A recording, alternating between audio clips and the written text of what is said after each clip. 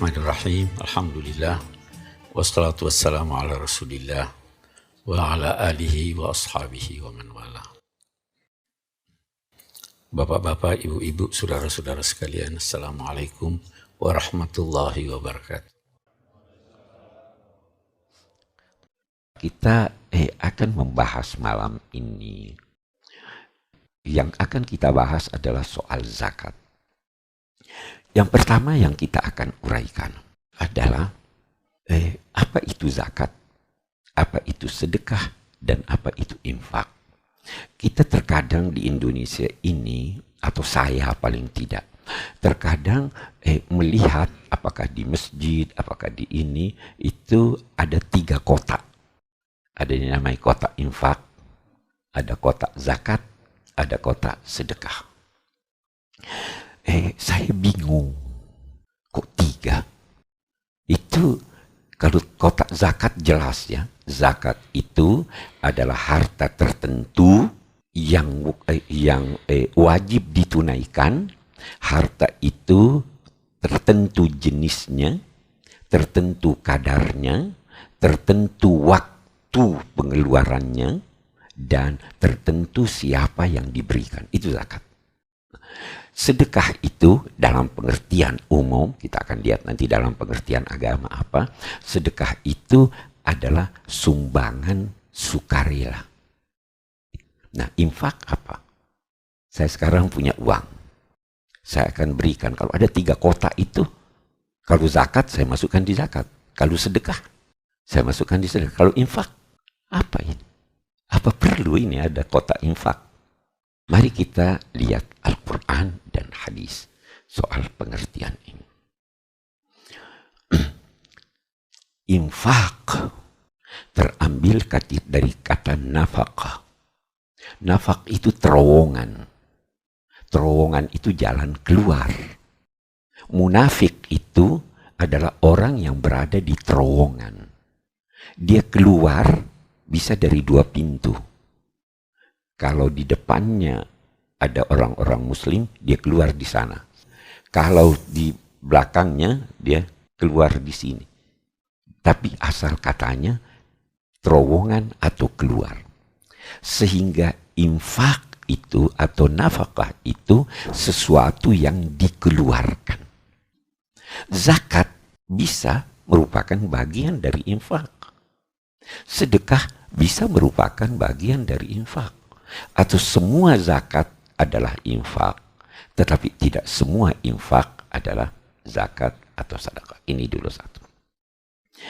Al-Quran menggunakan kata nafkah atau infak untuk segala macam pengeluaran, baik ikhlas maupun tidak ikhlas. Nah, ini sekarang. Mathalul ladzina yunfiquna amwalahum fi sabilillah kamathali habbatin ambatat sab'a sanabila fi kulli sumbulatin mi'atu habba.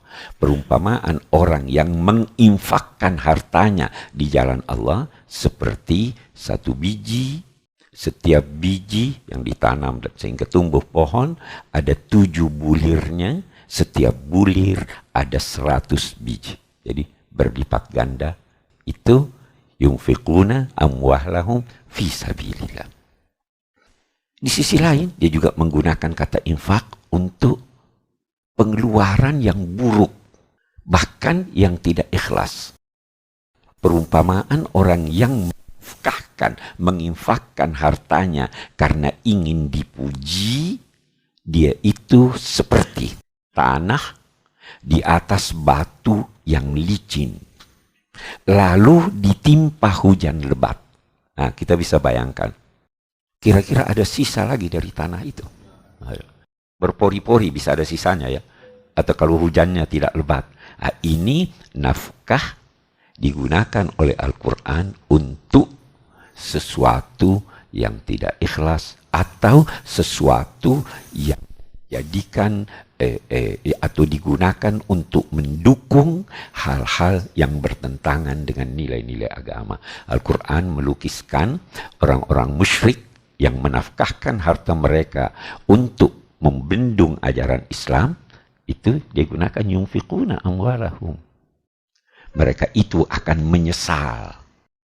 Jadi kesimpulannya infak adalah pengeluaran apapun, ikhlas atau tidak ikhlas, untuk tujuan baik atau tidak baik. Kalau zakat beda. Zakat dari segi bahasa punya dua atau katakanlah tiga makna. Yang pertama, pengembangan, berkembang. Yang kedua, penyucian. Yang ketiga, keberkatan. Nah, agama menggunakan kata zakat, istilah zakat, untuk apa yang saya katakan tadi. Ada harta tertentu, punya jenis tertentu, tidak semua harta, punya waktu tertentu untuk dikeluarkan, dan punya orang-orang sasaran yang harus diberi. Penamaannya sebagai zakat karena dengan zakat itu menjadi suci harta yang dimiliki. Dengan zakat itu berkembang kepribadian seseorang yang berzakat. Secara umum saya ingin beri gambaran, kita itu dalam meraih harta bisa jadi haram, ini jelas di luar. Bisa jadi syubhah, ya kan? Orang yang jual rokok itu bagaimana? Boleh enggak? Jadi syubhah kan? Katakanlah bagi mereka yang berkata bunga bank itu haram, katakanlah, ya, bunga bank haram, boleh enggak? Paling tidak kita katakan syubhah. Dengan mengeluarkan zakat menjadi bersih harta yang syubhah tadi. Bukan dengan mengeluarkan zakat menjadi bersih barang yang haram. Karena syubhah itu masih abu-abu. Nah, itu makna membersihkan. Dia juga dengan berzakat akan menjadi suci jiwa orang yang berzakat.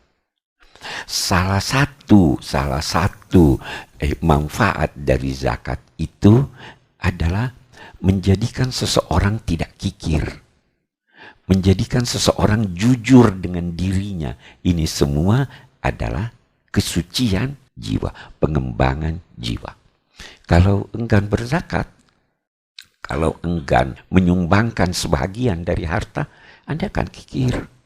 Dan jiwa Anda akan menjadi terbelenggu. Itu sebabnya zakat juga diartikan pengembangan. Dengan berzakat, berkembang harta Anda. Dengan berzakat, berkembang kepribadian Anda menuju sesuatu. Kita ambil contoh. Pengembangan ini bukan hanya dalam arti spiritual, tapi pengembangan itu juga berarti material. Mari kita ambil contoh. Kalau ada orang yang tidak punya uang, Anda beri dia uang. Dengan pemberian uang tersebut, dia bisa berbelanja. Dia bisa beli barang Anda. Sehingga produksi Anda bertambah. Berkembang nggak lain sekarang? Jelas berkembang. Jadi ketika Allah menamai zakat ini sebagai zakat pengeluaran uang untuk fakir miskin sehingga perdagangan bisa tumbuh dan lain-lain sebagainya, itu sebenarnya pengembangannya bukan dalam arti pengembangan kesucian jiwa, bisa dalam arti pengembangan harta itu sendiri. Zakat tidak dinamai zakat atau tidak dinilai zakat oleh Allah Subhanahu wa Ta'ala kecuali kalau ikhlas. Di sini bedanya dengan pajak. Iya. Pajak kewajiban negara, dari negara. Zakat kewajiban dari Allah. Kalau Anda keluarkan zakat, maka dijanjikan, bahkan terbukti berkembang uang itu. Kalau Anda keluarkan pajak, Anda merasa hilang uang saya. Itu perbedaan-perbedaan yang terkadang kita tidak sadari. Ya kan? Oke. Saya beralih ke sedekah, sedekah. Sedekah terambil atas benar. Al-Quran menamai apa yang kita istilahkan dengan zakat atau diistilahkan oleh Al-Quran dengan zakat, menamainya dengan sedekah. Khudh min amwalihim sadaqah tutahhiruhum wa tuzakkihim biha. Ambillah wahai Nabi Muhammad dari harta mereka itu zakat. Di ayat At-Taubah itu innamas sadaqatu lil fuqara'i wal masakin dan sebagainya. Ada 8 itu. Jadi Al-Quran menamai kewajiban yang harus dikeluarkan dari harta benda itu, menamainya sedekah. Baik. Dari penamaan ini kita bisa mengambil kesimpulan. Ketika Al-Quran menamai uang yang wajib dikeluarkan itu menamainya zakat, maka sebenarnya dia mengisyaratkan manfaat yang Anda dapat peroleh dari zakat. Apa manfaat?